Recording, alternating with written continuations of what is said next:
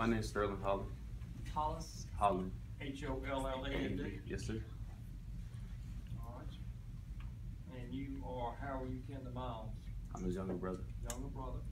I think some of the lawyers told me earlier that y'all have several brothers, is that right? Yes, sir. 4? Yes, sir. Well, it's 5. It was 6 of us all together, but 5 additional with him. Well, I know what it's like to be, I'm the oldest of 5, so I know what it's like to come from a big family, so. Where are you in connection with his birth? You older or younger? I'm younger. I'm younger. Youngest brother? Yes, sir. Be glad to hear from you. I'm sorry for your loss. I appreciate it. Perspective, well, forgiveness is actually something my brother taught me a lot. Forgiveness? And forgiveness. And you know, it's a lot of challenges and a lot of things, you know, hatred or whatever, and different things in this world, and you have to forgive a lot of people. And about that forgiveness, perspective is always something that, you know, factors into that forgiveness. And it's just like, from my perspective, my brother, he was a senior when I was a freshman coming into Claflin, and we were roommates. And you know, sometimes it gets kind of hard. And just looking at, if you don't know, Ellison Boulevard, just like right across from the campus. So every day I wake up, it's almost like, wow, that really happened. But it's troublesome, but at the same time, you know, we're gonna get past it. I just think about everything, like the accomplishments he's had. He's crossed on with his line and everything like that, and he graduated, and he was getting jobs and everything like that, traveling to Baltimore, Boston, about to go to Germany. And November 18th. What was his major? What did he study? Criminal justice. And he had a minor inside political science, but he was about to come back to Sumter, where we all stayed, because the following week was Thanksgiving, of course, and of course, unfortunately didn't make it. And it's just, you know, even coming back on campus and seeing people that, you know, they see me and they're just like, dog, I thought you were, you know, and it's almost like a slap in the face sometimes. And like, from my perspective, I'm gonna make everything short and everything like that. It's hard, but I forgive you. Well, it takes a big man to do that. I suspect that was learned from your family as well as from your brother. Yes. I admire you for it. It's another brother? Yes, how you doing? Fine, and your name? My name is Carlton Holland. I'm oldest of the Holland boys. Oldest of the boys. Yes, sir. Got 5 boys and 1 girl? All boys? Yes, 6 boys. Bless your mama's heart. Yes, sir. My mama had 3 boys, and then she had her two little girls. Yeah, I think they're done now. I had 2 boys. I know what it's like. My heart goes out to your family. Obviously, I feel for you. I just like to talk about, like we talking about forgiveness. Some people have forgiven, some people haven't. But at the end of the day, we would like to see a change. Our family has changed, and we're advocates for MAD and against drunk driving. Against drunk driving. And the best way to combat this again, so this doesn't happen to anyone, when this time is served and everything like that is done, come back out into the community and just go ahead and put forth the effort to make a change, because Claflin doesn't need that, Orangeburg doesn't need that, South Carolina doesn't need it, and we all know that the rest of America doesn't need that. So we've taken our step, and we would like a step to be made as well. So that's what we feel would. Well, I'm sure that's helping deal with your loss. You know, drinking and driving is a huge problem that we all face when we get on the road, because we don't never know who's out there that's had a drink. And everywhere you go, they serve alcohol. It's just, some people can drink it responsibly, hopefully they don't drive, and some do. But obviously, to drink as much as Mr. Mack had that day, and to continue to serve him after he had as many beers, and then to drink that type, drink 3 times, it's maybe some other responsibility involved in this situation other than the criminal matter. Bars have a responsibility to cut people off when they've had too much. They have a responsibility, in my opinion, to call Uber or whatever. Yes. Don't let them get out of the car like that. And you know, if you had that much, you can't drink that much and not be visibly impaired. Particularly somebody that serves drinks all day long. So I don't know what's become of that, but I appreciate your attitude, your forgiveness, and continue to work with MAD, Mothers Against Drunk Drivers. There's also a program called SAD, Students Against Drunk Drivers.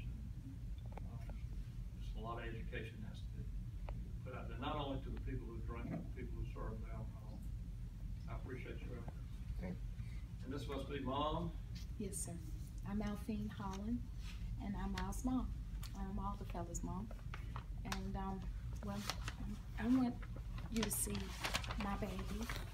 I left my notes, but when his dad and I got married, we thought we were going to start a family, and we had complications. And so they were resolved. Yes, they were resolved. We met a wonderful specialist in Lawton, Oklahoma, Dr. Avery, and that's why Myles' middle name is Avery. And Myles, because it took us many miles to get Carlton and Myles, we lost 4 before we had the 6. And so they were much prayed for children. And so well, I can tell not only are they prayed for and wanted, but they've been well raised. Thank you. And so Myles had this big smile, and he would hug you and give you this. I understand.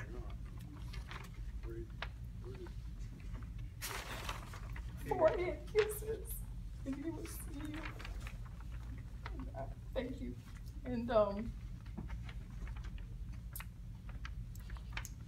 he could light up the whole room. And so this has impacted us greatly. And my son is correct. We have joined with MAD. We have spoken in different venues about drinking and driving and the impact.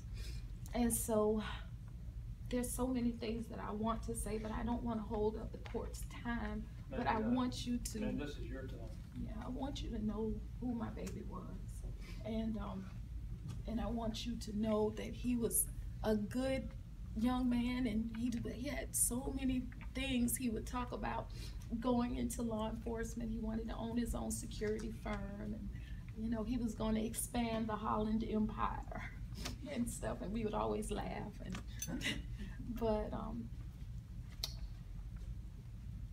you don't plan to bury your child, and you know, he is in my plot, you know, and so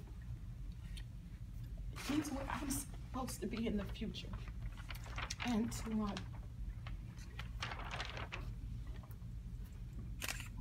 there's just a lot of things. It's impactful because, you know, I've been in the school system 30 years and I've never had to take any medication and anything to keep me calm. And I am now. I've never had to take any kind of medication for stuff like that. And I'm still seeing a counselor, and it's just constant. Some days are good, some days are not so good. And but you know, we keep moving forward, and we try to make it something positive has to come out of this. And that's one of the first things I said when the doctors came in. And I said, okay, something positive has to come out of this. I don't know what the positive thing is, but something positive has to come out of this. And so I just want whatever time he gets, I want him to exit it being a better person and doing better things and being an impact, a positive impact, so that this doesn't happen again, because it's hard. Even financially, it was, I mean, it's so much. I can't even say it all.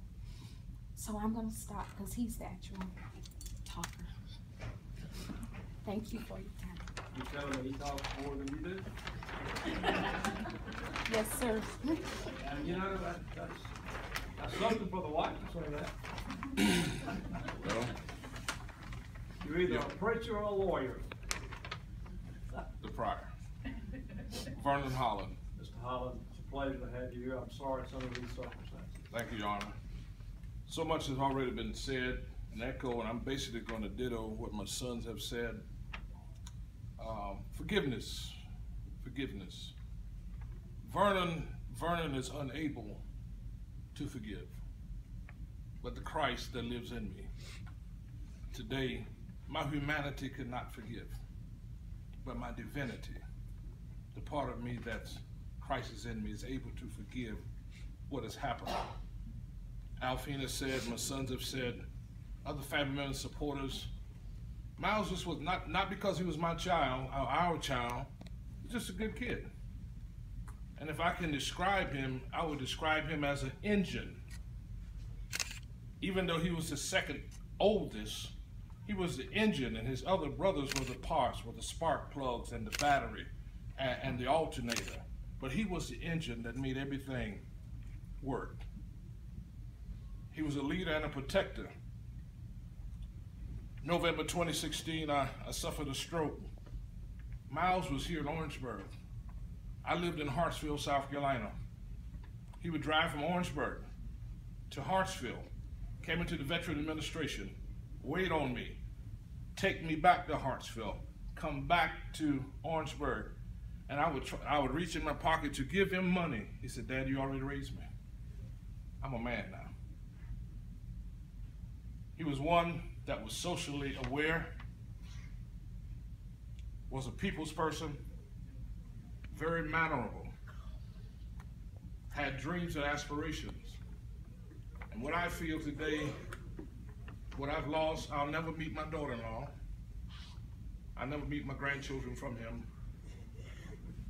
And whatever else he was aspiring to do in this life. I'm proud of everything he's done in 23 years, a short span of time. But as his mother said, out of all of the births she's had, he was the most difficult getting here. But in 23 years, he used his time wisely.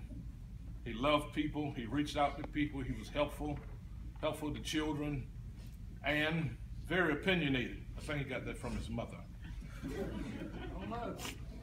So we are still damaged goods. And the latter part is more important. We're still good, even with the damage. I think our family is going to be fine, but I want the young man, Your Honor, for him to know that we are praying for him, whatever the outcome is, for he and his family, and that if he doesn't know Christ, get to know him. That he's going to be the only one and the only thing that can help him guide through the storm that's in his life at this moment. Thank you for your time. Thank you. Thank you.